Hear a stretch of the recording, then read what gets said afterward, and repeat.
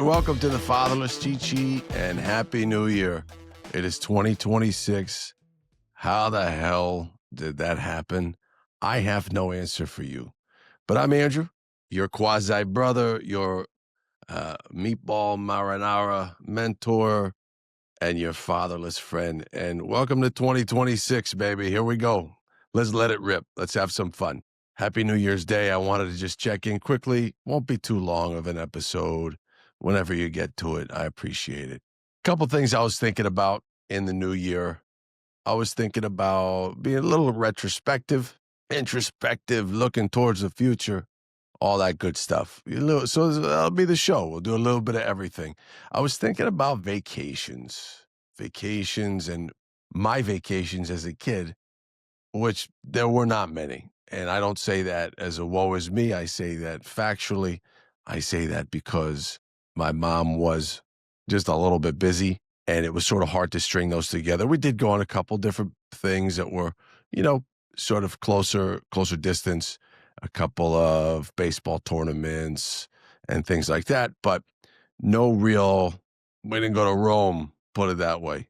I still haven't been. Maybe someday. I do remember one, not to bring it down so quickly into 2026, but I went to Disney World just before Frank passed because I think our parents were trying to give us that one last trip, which I can't even begin to tell you how hard that must have been, or I can't even imagine how hard that must have been for both of them, thinking about that and that effort to try to make us happy while they were completely aware of the dire circumstances. And so when I talk about fatherlessness and all its different iterations, I know that it wasn't Frank just getting out of there. This just happened and it was horrible and it just was what it was. And I think about that a lot within that trip. I don't think he wanted to get on a plane feeling like he did and going to Disney World. I don't think people want to go to Disney World when they're healthy, let alone dying of cancer. I'm sure that, the adult childless Disney World people they'll double take.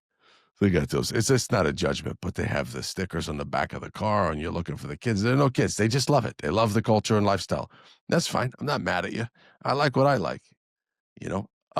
But anyway, so I was thinking about vacations. I was thinking about if you can't figure out where to bring your kids on a vacation, there are other places that you can go, some more obvious than not. And I have a couple fun ones just to throw at you, just to have a little fun in the new year. And here goes nothing.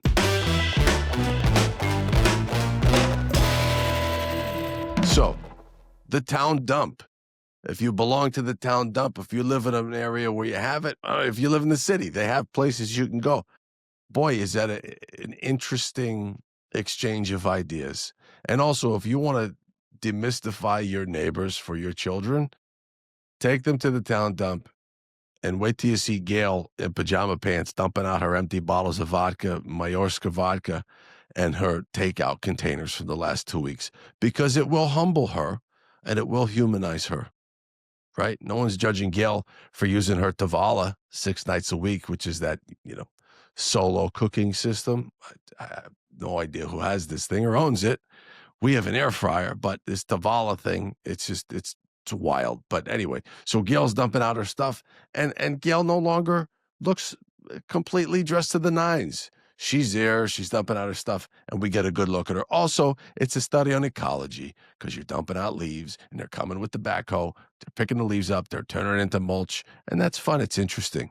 It's like Bill Nye, the science guy's there, but he's not. He works for the DMV. His name is Pete, and he's got a big orange shirt on.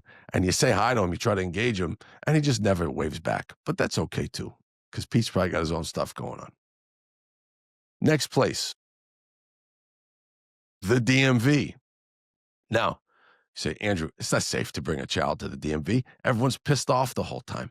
I get it. I know. But there are sheriff's deputies there. They're set up, they're armed, and they're ready to go. So it's safe to bring your child there, I'm sure. Everybody just looks a little more angry than they are, and everybody has to behave themselves, because if they don't, they will be made an example of and sent away without their paperwork, and boy, is it a pain in the ass to redo that system.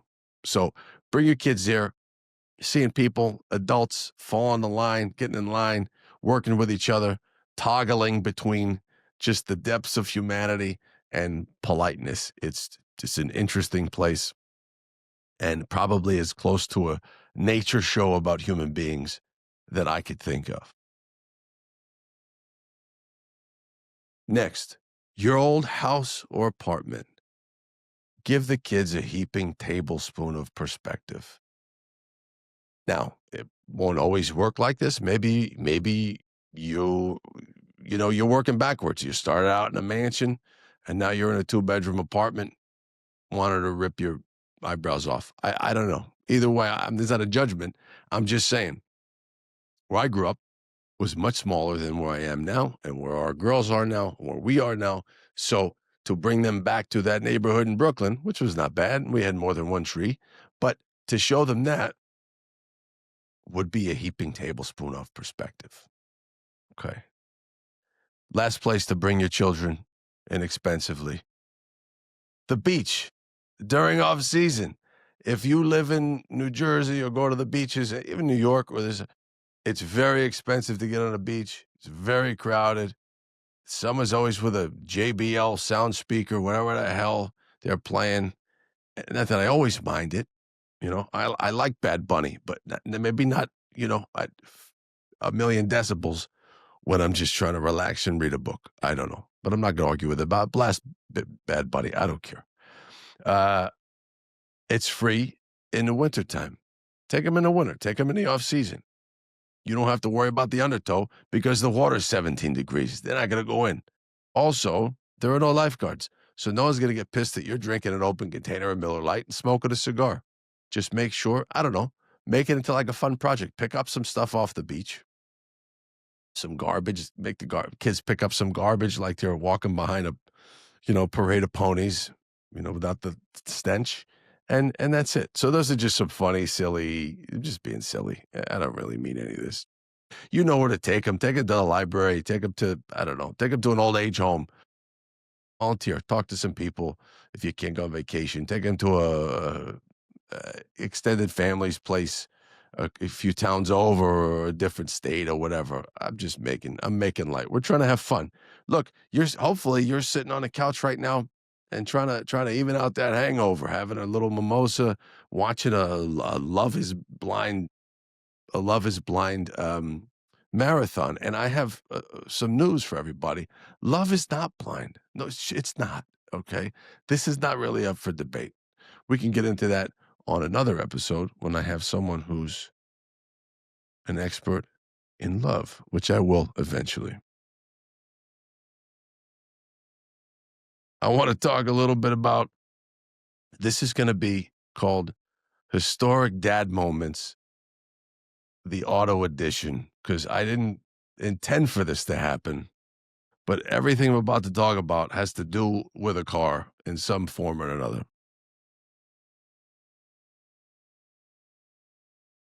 So speaking of my father, this is the first moment. In no particular order, no countdown. Many years ago, he decided on the Southern State Parkway coming back from Long Island that he would take a bag of plums after someone tried to cut him off and throw them at the car. From a physics standpoint, I don't think the plums had any chance of hitting this car, but I think his intentions were good. I know you shouldn't throw objects at cars. I understand that. Subsequently, I may have one time thrown an empty Dunkin' Donuts iced coffee cup at a vehicle with my left hand, and I am right-handed, and because the ice was at the bottom of the cup, maybe the cup actually hit the car and it was a problem, and we'll get into that story another time. But that was the first story. That was the first automotive epic dad moment story. And the second one, this one, when you're not exposed to maleness, and I'm not saying this what I'm about to tell you is the the height of masculinity. I mean, it is kind of a little bit, but I'm not saying that i- it's something to be learned from. I guess I'll just tell you, Andrew, shut up and just say the story. I'm about 15 years old, and we're at someone's house, a friend's house, a girl, and we had to get a buddy of mine and I had to get home, obviously, and we were leaving. We didn't have a car, and everything in my area was sort of spread out. So her father offered to drive us home. Of course, we jumped at the opportunity and the offer, and we did. And he was from Denmark, so I believe that's Danish. And if I'm wrong about that, I'm sorry. I think I'm correct. So he's from Denmark, and not that they're the only ones that would do this, but I just think it was a very sort of, I don't know. It felt like that the culture would be sort of okay doing this. I'm not, not judging it. It was pretty cool. So I'm sitting there up front, and all of a sudden, of course, you always get the one person that in Ubers or something, they're the ones that go up to the front. That's always me for some reason. I guess they know that I'll talk to the guy, and and they'll get a break from me in the back anyway. So I'm sitting up front, and this guy's name was Jens. His name was Jens, J and the silent J. And all of a sudden I see he's got a glass. He's got this, right? It's empty. But he's got a nice 4-finger pour of whiskey. And it's a roadie. I mean, I've seen canned roadies, but this guy was just sipping a whiskey, driving us home like nothing, like he's driving a horse and carriage. It was pretty funny, and it stuck with me. And we had a great conversation the whole time. And it sort of was just a really interesting thing that I'd never seen before in terms of that level of comfort, ostensibly breaking the law. I'm no goody two shoes. I'm just saying. It was just funny. Anyway, so that was that. What's the next one I got here?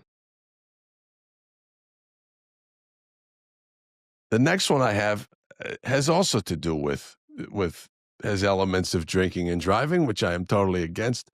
But it was the early '90s, and I'm going to give him a break because he was a hell of a guy. Friend of mine on my baseball team. I played ball with him for a long time. His name was Julio, and he was he's an amazing pitcher and a great kid. And he actually went on to pitch pro ball. I think he's a NYPD now. I haven't spoken to him in years. Shout out, shout out Julio. He was awesome. He was an awesome kid. And his dad, Big Julio, was a great, great man. He was a great man. He was a great father. And he was a corrections officer. And he was just, I don't know. He just was just a nice man.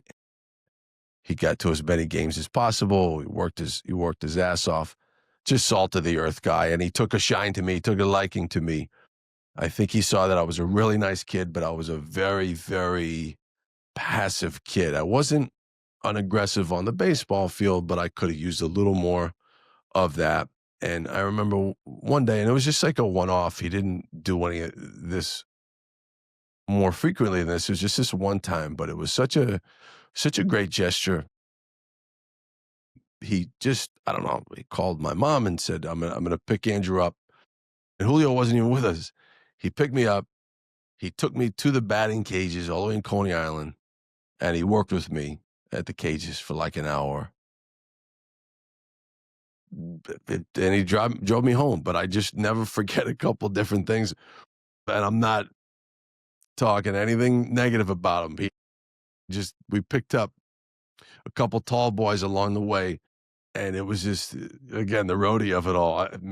It's funny, but it was just such a natural thing. It wasn't a big deal. It was he's a corrections officer at a badge, whatever. What I'm trying to say is it didn't feel illicit or unnatural or anything weird. He was just a dude. It's a dad,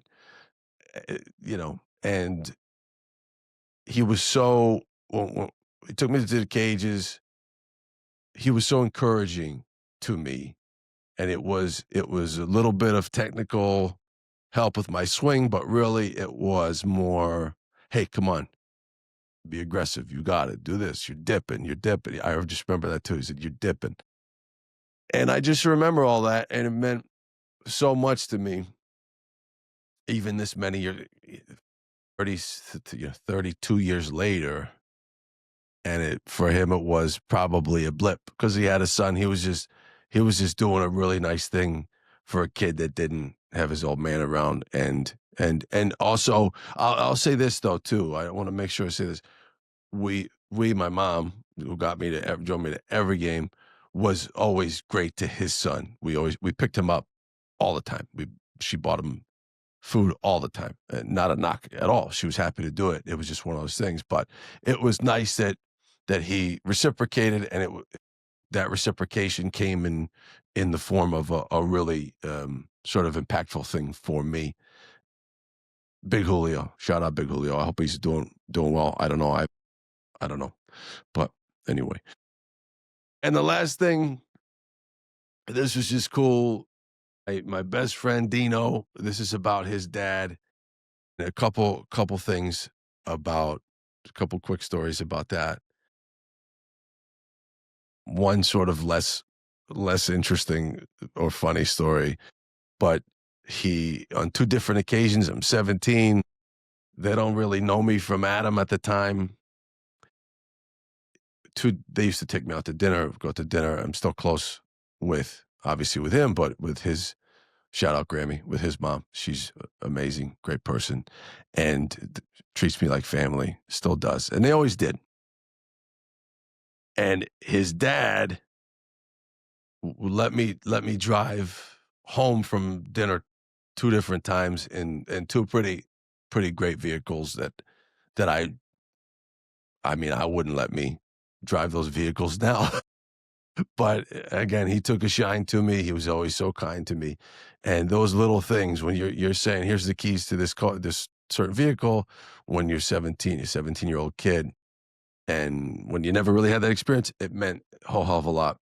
Again, I'm not sure how we landed on cars this whole time, but the last one is just more of a funny story and a quick one. Dino's dad took us to Yankee games. I'm a Met fan, but I mean, I'm a baseball fan, so I would never say no. We always had a blast. And we would go to Yankee games. He'd take us to Yankee games. And one time we were parked up in the Bronx on the street, and we got double parked. Somebody double parked. And I remember it was bat day, which they don't have anymore. Probably a good idea.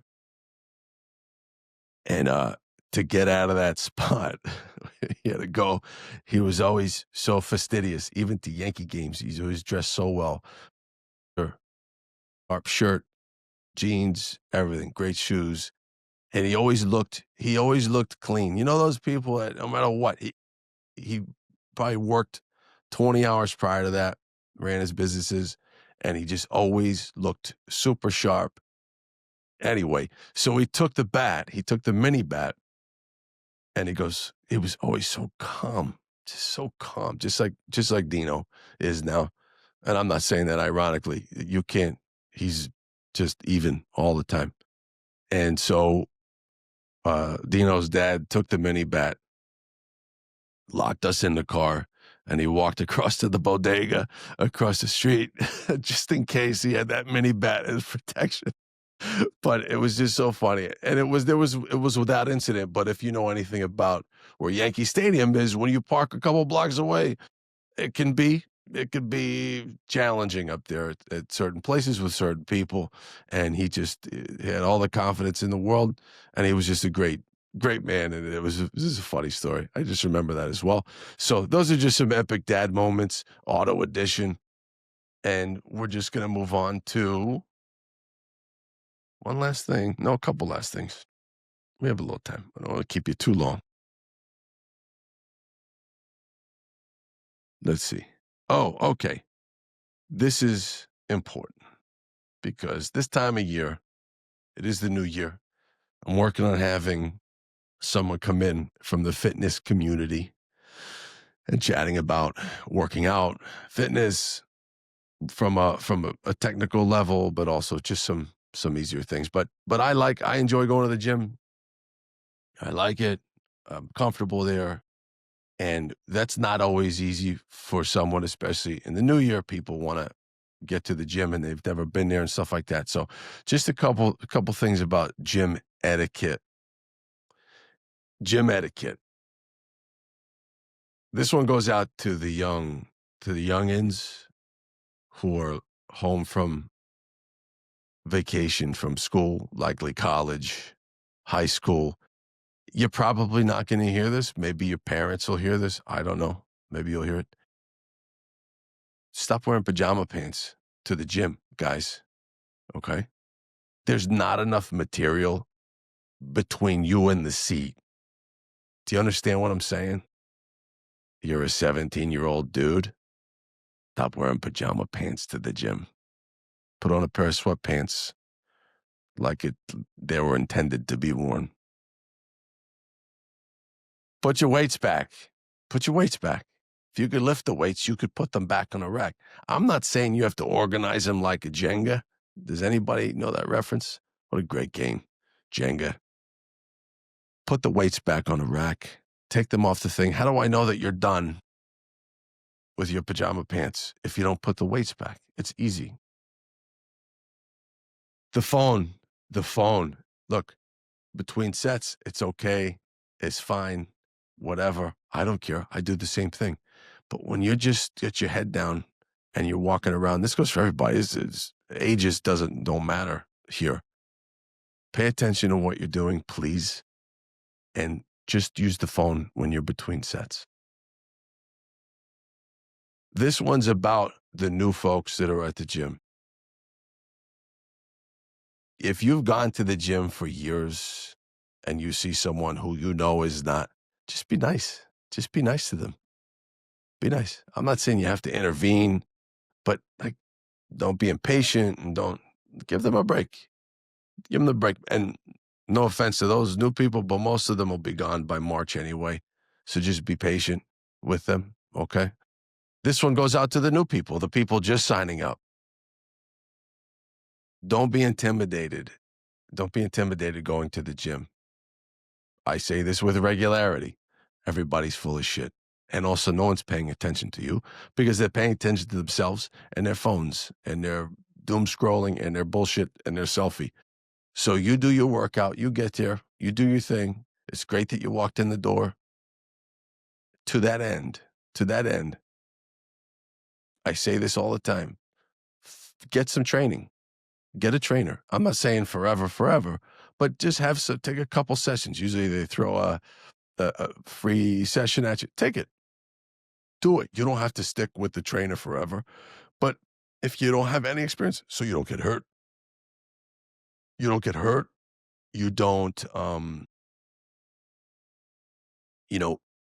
get bored. Because if you don't know what you're doing, there's a decent likelihood that you will get bored and there'll be some sort of like burnout with that. So get a trainer just for a little while. It's honestly, it doesn't cost too much if that's a thing, or there's a ton of education obviously on YouTube and workouts like that. You could do that as well. And lastly, just honestly, just getting yourself new people, old people, got to the consistency. Just if you do it, that's great. That's great. You don't have to go crazy. Just get there. If you get to the gym, if you walk on a treadmill, if you do this, you lift a couple weights the right way, you're doing more than most people. So give yourself a lot of credit on that. And don't be intimidated by people. Don't be embarrassed. Don't be embarrassed. Just do your thing. Do your thing and try to. It's great. It's great. Physical fitness, working out for me is as much about the mental aspect of it. It just the steam valve opens up and you feel a lot better. And I'm not saying anything that anyone else has not said. I know that. I'm just saying from a very humble perspective, just try to be, just go, just get there and just do what you can. Don't reinvent the wheel. Just do what you can. And that's it. And enjoy the gym. Enjoy yourself. Love the gym. Gym can be great. It can be social. Just one last fun little thing to wrap it up, some predictions. Some predictions for 2026. Shockingly enough, I was a strange kid. I was a strange kid. I always I worried so much. It was such a goddamn worry wart. To some degree, I am still. More my worry now more is about grown up stuff and my kids and grown up stuff naturally. But when I was a little boy, man, I was just constantly worried on a ridiculous, absurd level. And what I mean by that, I mean Nostradamus and worrying about his predictions of apocalypse is what I was worried about. Maybe my I don't want to get into the the psychology of it right now because who cares? And I'm not equipped to do that. But it was just sort of laughable. I would watch these different things about Nostradamus and just obsess over these possibilities. Oh my God. Well, if the apocalypse comes, I can't play baseball anymore. And it looking back, it was both sad and laughable, which can explain so much of my life to this point. But anyway, here we are. So just a couple predictions because this is the time of year where they come out with these articles about the new Nostradamus says blah, blah, blah. And by the way, there's always three predictions every year. It's these three things. There's going to be tumult in the Middle East. There's a shock. There's going to be uh, uh, the royal family. There's going to be something crazy going on with them, another shock. And then there's going to be an antichrist coming out of like Turkey and Hungary or something like that. And that's every single year, every single year. So don't pay attention to it. Just leave it. Don't worry about predictions. My predictions are a little bit lighter. My predictions are, here we go. First one, let's give it a rip. Here's my prediction. This goes more for men. I've not been in a ladies' locker room, I promise. Every time you go to the gym,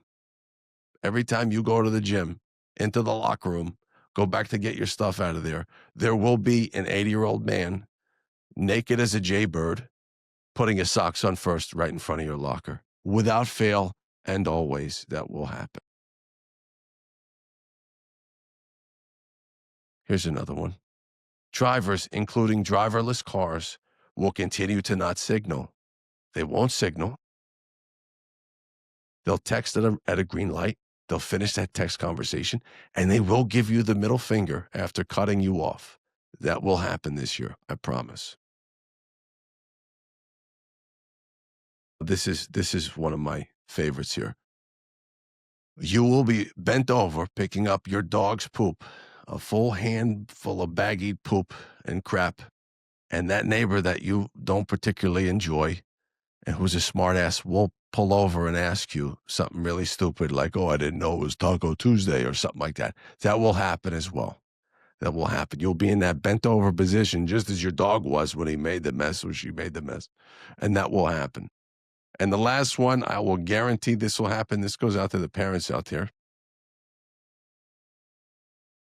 Your child will wait until you are in the perfectly comfortable position on that couch, on that chair. When you sink into that piece of furniture, you almost become part of it. They're gonna wait, and there's like 2 minutes where you go, oh my God, this is great. I can't even believe I'm sitting this long. And then you start to worry because oh my God, I'm gonna have to get up like a jack in the box. They're gonna wait till that point when you're so comfortable that you're worried about it, that they're gonna ask you for something that they can't possibly get themselves. And you're gonna have to get up. That will happen. All of these things will happen.